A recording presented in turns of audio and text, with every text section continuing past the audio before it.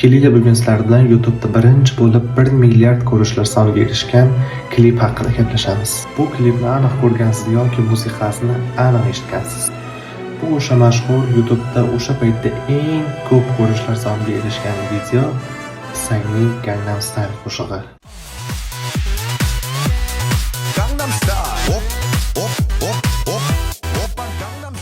Bu qo'shiq 2012-yilning 23-iyulda chiqarilganiga qaramay, mashhurlikka aynan 2012-yilning 21-dekabr kuni erishgan va aynan o'sha paytda Ginnesning rekordlar kitobiga kiritilgan. Psyning mana bu raqsi o'sha paytlarda ijtimoiy tarmoqlarda juda ham trend va memlarga aylangan. Va aynan mana shu klip orqali Psy Janubiy Koreyaning K-popini butun dunyoga tanitgan. Qiziqarli fakt. Va bu mashhurlikdan so'ng Seulning Gangnam ko'chasida Psyning mana shu qo'l haykali ham o'rnatilgan.